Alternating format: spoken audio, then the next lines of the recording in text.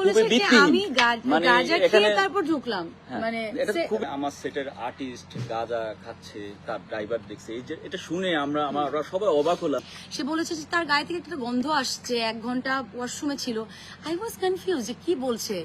আমি যদি তাকে মারতাম, মানে আমি যদি তাকে ব্যক্তিগত আক্রমণই করতাম, সে কিন্তু প্রথম দিন আমার ডিরেক্টরকে বলতে পারতো, আমার ডিরেক্টর আমাকে বলতো, তখন আমরা জিনিসটা সলভ করতাম। যে ব্যাপারটা ঘটে গেছে কালকে, সেই ব্যাপারটা নিয়ে যদি আমার যে কো আর্টিস্ট, যে ফিমেল কো আর্টিস্ট যতগুলা কথা বলেছে, আমি ডিউ টু রেসপেক্ট তাকে বলতে চাই যে সে যদি আসলে একটা থাপ্পড়ে বা 2টা থাপ্পড়ে বা 3টা থাপ্পড়ে একটু বেশি ব্যথা পেত, তাহলে সে ওটা যদি কমপ্লেন করতো, আমার সংগঠন আছে, আমার ডিরেক্টর আছে, আমি এটা মেনে নিতাম। যে সে শুধু আমার কাজটার ব্যাপারে কথা বলেছে যে আচ্ছা আপু আমাকে একটু জোরে মারছে, বাট সে আসলে সংগঠন হোক ডিরেক্টর হোক কারোর সাথে কোনো কথা বলেনি। সে ডিরেক্ট চলে গেছে লাইভে গিয়ে পুরো বিশ্বকে জানালো। এতে আমরা অনেকেই চিনলাম তাকে, আরো ভালো মতো চিনলাম, যারা আমরা চিনিও না, সমস্যা নেই।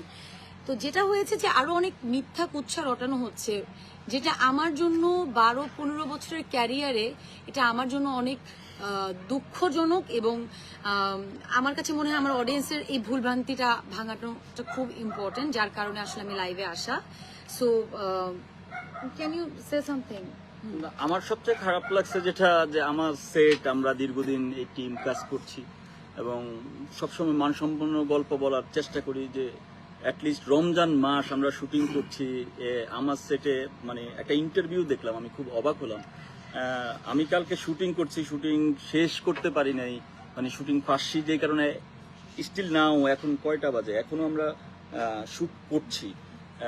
যেহেতু আমাদের কালকে শুটিং করার কথা শেষ ছিল, শেষ করতে পারিনি বিধায় আমরা আজকে শুটিং করতে হচ্ছে। তো আমি একটা ইন্টারভিউ দেখলাম যে সেখানে আমার সেটের আর্টিস্ট গাঁজা খাচ্ছে, তার ড্রাইভার দেখছে, এই যে এটা শুনে আমরা সবাই অবাক হলাম।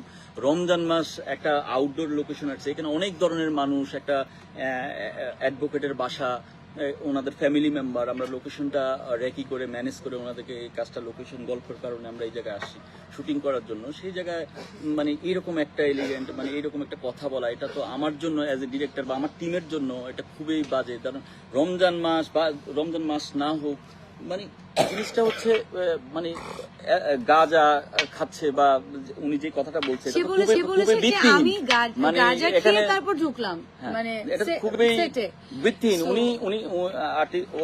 উনি বলতে পারতো যে আমার মার্চে আমার লাগছে, সেই বিষয় নিয়ে কথা বলতে পারতো। এবং আমি তাকে বলেছি আপনি প্লিজ থাকেন, সেলিম ভাই আছে এখানে, সেলিম ভাই সিনিয়র আমাদের অ্যাক্টর ইকুইটির প্রেসিডেন্ট, সিনিয়র ডিরেক্টর গিল্ডের প্রেসিডেন্ট, অ্যাক্টর ইকুইটি আছে, আপনি ওইখানে বলতে পারেন, বা আমরা বসি, আমরা এটা সমাধান করে ফেলি।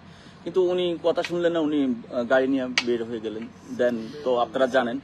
বাট আমার সবচেয়ে এখন খারাপ লাগছে যে আমার সেটা আর্টিস্ট গাঁজা খেয়ে মানে অ্যাক্টিং মানে করতে গেছে। এটা শোনার পরে আমরা সবাই আসলে অবাক হয়ে গেলাম যে এত রকম এটা একটা ব্যক্তিগত আক্রমণ বা কোন জায়গায় চলে গেছে আমি বুঝতে পারছি। এবং এটা আমাদের খুব খারাপ লাগছে, মানে অ্যাজ এ ডিরেক্টর আমার খুব খারাপ লাগছে যে আমার সেটে এই ধরনের ড্রাইভারের কথা শুনে সে এটা কেন মন্তব্য করবে, এটা সে কি তার আবার আউটডোরে একটা শুটিং, তারপর সে ড্রাইভারের উপর চাপাই দিল যে আমি ড্রাইভারের মুখে শুনছি। ড্রাইভারের মুখে শুনে পাবলিক প্লেসে কেন এই কথা বলবে? সেটাই। আমরা এখানে আমার প্রত্যেকটা টিম মেম্বার আছে, সবাই আমরা একসাথে কাজ করছি। আজকে 5 নম্বর দিন এই শুটিংটা আমরা করছি। তো এই জায়গাটা আমারও মনে হয়েছে যে না, এটা নিয়ে কথা বলা উচিত। এটা ক্লিয়ার করা একটা জিনিস আমি মেইনলি বলতে চাই, আমি আসলে আমার লাইফে কখনো লাইভে আসিনি। আমার কাছে মনে হয়েছে ইট হ্যাজ টু বি স্টপ।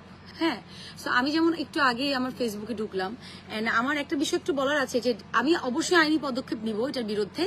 যে এত বড় একটা মিথ্যা কথা তার ড্রাইভার যেহেতু দেখেছে, সো তার ড্রাইভার মানে আইনি পদক্ষেপের আগেও কিন্তু এটা মাথায় রাখতে হবে, আমাদের একটা সংগঠন আছে। আপনার যদি একটু ব্যথা লেগে থাকে, আমার এখানে কাটা, আমার পায়ে কেটে গেছে, আমরা 5 দিন ধরে শুটিং করছি, আমাদের অনেক অ্যাক্সিডেন্টলি আমাদের লেগে যেতে পারে। সো ব্যক্তিগত আক্রমণটা আপনি আমাকে করেছেন, যেটা আমার মনে হয় আমি যদি করতাম তাহলে আসলে আপনি আমার সেটেই থাকতেন না। আমার কাছে এটা মনে হয়েছে। আপনি আমাকে একটা কথা বললেন যে আপনি হঠাৎ করে আমাকে একটা যাওয়ার সময় একটা কথা বলে গেছে, তোমাদের কি মনে আছে যে যাওয়ার সময় বলে গেছে তুমি আমাকে মারলা, আমি এখনই আমাকে হুমকি দিয়ে গেছে সে যে আমি সাংবাদিকদেরকে জানাবো, প্রেস কনফারেন্স করবো, সামথিং লাইক দ্যাট। সো তার এটা আসলে প্রি প্ল্যান ছিল। আর তাকে যদি আমি মারতামই, সে প্রথম দিন কেন সেটে কমপ্লেন করেনি? আমি তো তাকে মেরেছি for my character, for my story.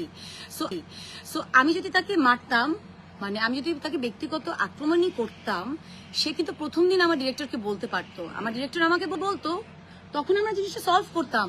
সে সংগঠনকেও জানায়নি, কিন্তু সে ডিরেক্ট চলে গেছে লাইভে।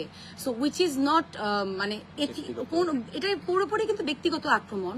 আমার মনে হয় ব্যক্তিগত আক্রমণটা সে করেছে। সে একটা আরেকজন অ্যাক্টরের নাম নিচ্ছে, এগুলো নিয়ে আমি কোনো কথা বলতে চাই না, একদমই কথা বলতে চাই না। বাট আমি আরেকটা কথা বলতে চাই, আমি আইনি পদক্ষেপ নিব এটার জন্য। যে মিথ্যা কথাটা সে রটাচ্ছে, তার মনে হয়েছে আমরা চুপ আছি। এতগুলা মানুষ এখানে, এতগুলা মানুষকে আমি জোর করে, তারা বাধ্য না কিন্তু আমাকে নিয়ে কথা বলতে, বা এতগুলা মানুষ কিন্তু জোর করে এখানে দাঁড়াবে না আসলে। সো আমি এটা দেখার পর আমার কাছে আসলে খুব খারাপ লাগলো। আমি রিঙ্কু ভাইকে বললাম যে রিঙ্কু ভাই, it has to be stop now. আর আমি এখন আইনি পদক্ষেপ নিব, তার আগে আমি আমার সংগঠনের সাথে বসবো। বাট এটা আমার প্রোটেস্ট করতে হবে, বিকজ আমাদের যে কোনো সেক্টর কি, মানুষ অনেকে নেগেটিভ মনে করে, অনেকে পজিটিভ মনে করে, সব জায়গায় পজিটিভ নেগেটিভ আছে। বাট এই মিথ্যা কথাটা রটানো বা বলা ইন ফ্রন্ট অফ পাবলিক, আমার কাছে এটা কোনোভাবে এথিক্যাল মনে হয় নাই। সো আমার কাছে মনে হয়েছে I need to clear this things, যেটা পুরোপুরি মিথ্যা। ওয়াশরুমে 1 ঘন্টা থাকা, নেশা করা। ফার্স্টে সে একটা কথা বলেছে যেটা আমি বুঝিই নাই। সে বলেছে যে তার গায়ে থেকে একটা গন্ধ আসছে, 1 ঘন্টা ওয়াশরুমে ছিল। আই ওয়াজ কনফিউজ যে কি বলছে। দেন আমি আস্তে আস্তে বুঝলাম যে সে কি মিন করেছে, এবং এটা সে আজকে আসলে ইন্টারভিউতে বললো যে সে এটাই মিন করেছে। So these are not true, আসলে দিজ আর নট ট্রু। ওই মিথ্যা কথা, মানে এটা কোনোভাবে সম্ভব? মানে আমরা তো এটা আমাদের সাথে সাথে পাঠিয়েছি যে ওয়াশরুমে যাবে, লেট করবে, তুই যা। শুটিং এর প্রয়োজন নেই, সময় হচ্ছে বড় বড় চটকানা দেয় নেই, গাল চাল তো লাল হয়ে যেত। এটা তো মানে পার্সোনালি নেওয়ার কিছু নাই তো। ইভেন হ্যাঁ, এটাই হচ্ছে হ্যাঁ। কাজের জায়গায় তো অনেক কিছু হবে। আরে ভাই রমজান মাস, সে পাবলিক প্লেসে ব্যথা লাগছে বা ইয়ে করছে, ওটা নিয়ে কথা বলতে পারবো। একটা বড় বিষয় হলো যেটা ওটা যদি নিয়ে কথা গাঁজা খাইতো, স্বামী অথর ড্রাইভার কিন্তু এতটুকু অ্যাক্সেস পাবে না যে তানজিনতিসের খুব কাছাকাছি এসে গাঁজা খাওয়ার দৃশ্য দেখবে, অথবা এটা পাবে। এটা সবচেয়ে বড় একটা ফ্যাক্ট কিন্তু। তো আমরা এটা কিন্তু আসলে এই ফ্যাক্টটা এরকম না, এটা ব্যক্তিগত করণ করা হচ্ছে আর কি, যেটা বিষয়। তো আমরা যেটা হচ্ছে যে বিষয়টা আছে, ওই বিষয়টা যদি থাকে ওটা নিয়ে আলাপ হইতে হ্যাঁ, পারতো। যদি এটা যে মার পর্যন্ত হতো, যে situation তার ছিল, গায়ে কিন্তু লেগেছে। এখনো অগোছালো। আমাদের সেটের বিরুদ্ধে কিন্তু একটা ইলিগেশন আসছে, যেটা আসলে এটা অসম্মানজনক।